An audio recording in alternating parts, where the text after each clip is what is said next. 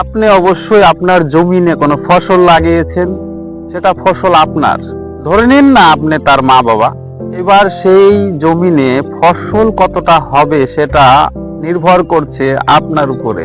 কারণ আপনি ছোট থেকে সেই ফসলকে বড় করছেন ঠিক আপনার বাচ্চার মতো করে। নিয়মিত কীটনাশক প্রয়োগ, নিয়মিত ভিটামিনস, মিনারেলস আর অগাছাগুলোকে সাফ করে দেওয়া, তার মাঝেই খুব সুন্দরভাবে বেড়ে ওঠে আপনার ফসল।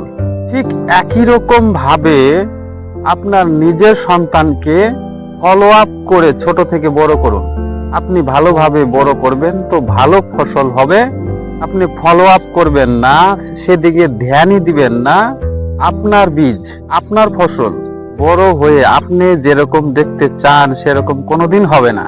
দেখুন, কিছু কিছু ছেলে মেয়ে বা বাচ্চা কাচ্চা খুবই খারাপ হয় বড় হয়ে, জিদ্দি হয়, মুখের ভাষা অনবরত খারাপ হয়। সে কখনো নিজে শেখে না, কাউকে না কাউকে দেখে শেখে।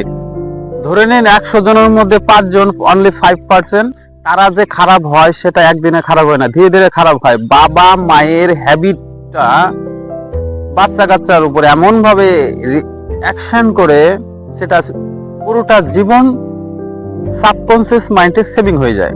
মাই ডিয়ার ফ্রেন্ড, আমি তো বলবো বাবা মায়ের দোষ ফুললি, এটা গার্জিয়ানের দোষ।